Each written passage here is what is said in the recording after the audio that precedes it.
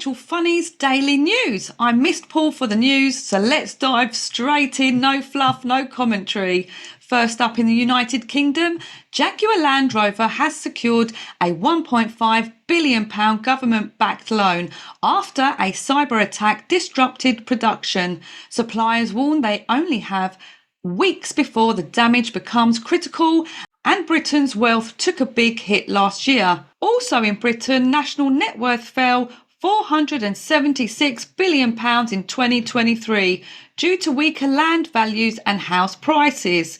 Housing pressures continue. Financial stability remains fragile. Monopoly properties may now be a safer bet than Mayfair.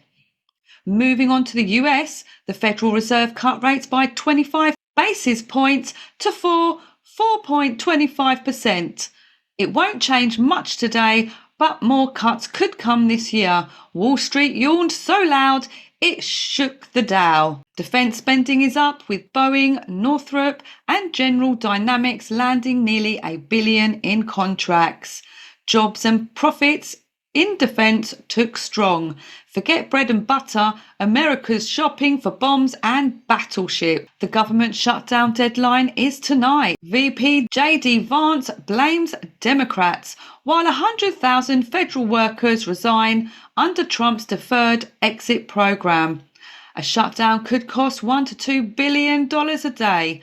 The US budget is Cinderella. It expires at midnight. Meanwhile, Trump posts an AI video featuring Schumer and Jeffries. Expect deepfakes to play a bigger role in campaigns. The White House now doubles as a meme studio. Trump also won $22 million settlement from YouTube over his suspension. Opens new legal doors against platforms. Who needs ad revenues when suing big tech pays better? Tuesday schedule, a speech in Quantico, announcements from the Oval Office and executive orders in the afternoon. Signals heavy focus on defence and executive power. His calendar looks busier than Congress during recess. NEC Director Kevin Hassett says capital spending on equipment is up 7% since Trump took office, a positive sign for wage growth. The economy is on a gadget shopping spree. Next, Europe. From October the 12th, Brits visiting France must show they can afford €41.58 per day and carry medical insurance.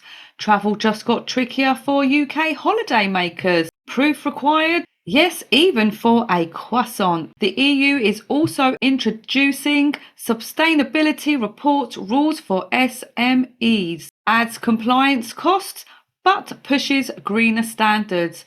Even bankruptcy now has to be eco-friendly. Flying to BRICS, members are accelerating de-dollarization with new trading platforms, a long-term challenge to US dollar dominance. In BRICS, we trust, coconuts accepted. Trump has threatened 100% tariffs on Russia-aligned BRICS nations. Could spark more trade tensions with Brazil and India. Trade war now extra spicy. In Vietnam, the typhoon has made landfall, shutting schools, grounding flights and causing an estimated $500 million in damage. Heavy strain on infrastructure and recovery budgets. Mother Nature just gave kids a day off. Bet they're happy. Meanwhile, Vietnamese companies are struggling to adopt ESG standards. Startups must go green early to stay competitive. Going green is tough when your data lives in Excel 2007. Moving on to Iraq, revenues dropped 6% in the first half of 2025, while investment fell 33%. Still too dependent on oil, the playlist is stuck on oil repeat. But the Iraq Stock Exchange saw a 46% jump in trading value last week. Market optimism despite low share volumes, and the World Bank praised Iraq's e-payment boom with 20 million bank cards now active, a major step towards financial inclusion. Tap to pay is in. Next, Zimbabwe. Blueberries now enter China tariff-free. Diversifies export away from tobacco. Smoothies replace cigarettes on the trade menu. Corporate news is strong. InScore passes $1 billion in revenue. Pedenger's gold arms grows 38%. And ZB Bank earns sustainability certification. Corporate Zimbabwe took healthier. Balance sheets greener than the currency. Flying to Australia, household debt hits record highs while house prices keep climbing. Stability risks grow. Australians owe more than they can say no worries about. Retail is also under strain as chains close and banks refund $93 million in fees. Consumer sentiment weakens. Everyone just shops at Bunnings anyway. In Canada, minimum wages rose in 5 provinces. Supports workers but pressures small business. Paychecks up, but rent still says nice try. The deficit is forecast at $68.5 billion and Canada Post has been declared insolvent. Fiscal pressures amount. They may deliver their own bankruptcy notice. Moving on to metals, gold hit a record $3,870 an ounce. China and India keep buying. Despite high prices, silver slips further and platinum may rise. Safe haven demand stays strong. Gold shines, silver sulks, platinum whispers, pick me. Next to my favourite crypto space, MasterCard has partnered with XRPL Labs on a debt card that lets users preload $50 in XRP and spend it anywhere Visa or MasterCard is accepted. The outlook, this expands crypto's real-world utility. Finally, groceries you can buy with Ripple instead of memes. On YouTube, XRP fans push theories, plot twists, timelines, $1,000 predictions, and Hedera H-bar set to dominate a $280 billion market. High speculation, little confirmation, less financial advice, more financial fan fiction. Flying to cybersecurity, a malicious NPM package called Postmark MCP stole thousands of emails before being removed.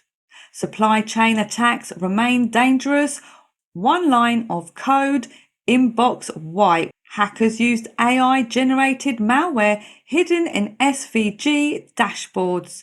AI will fuel more stealthy attacks. The bar chart may come with spyware, and Linux users beware of a critical sudo flaw CVE-2025-32463 is being actively exploited.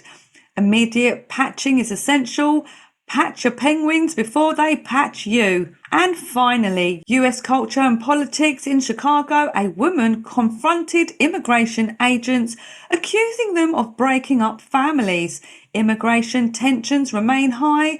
It looked like an audition for Law and Order Public Freakout Unit. Vice President Kamala Harris stopped in Philadelphia for her book tour, with only a few greetings heard. Engagement challenges continue. One high made the highlights reel. A passerby called Antifa members idiots. Protests remain diverse. A one-word roast goes viral. Congresswoman Ilhan Omar faced backlash but responded definitely to critics. Identity politics stay at the centre of debate. Critics shout, she smiles, classic politics. A Portland underpass was reported unsafe, filled with waste and drugs. Urban management struggles continue. It doubles as a horror movie set. And actress Mia Farrow praised George Soros as a good man, sparking online debate. The philanthropy versus politics argument reignite. Twitter meltdowns achieved in record time. And that wraps up today's Financial Funnies Daily for September the 30th, 2025. If you want to stay ahead of the latest hacks, scams, cybersecurity threats, and learn how to keep your money and your crypto safe, follow me on Patreon. It's absolutely free. The markets may shake, the headlines may spin, but knowledge is power, and that's how we win. Have a fabulous day, guys. Don't forget to join us tomorrow on the Insiders Club, where we have Dr. Brian Ardis. Come along, ask him all the questions that are niggling at you that you need to know. Have a fabulous day, guys. God bless, and see you tomorrow. So for now, bye-bye.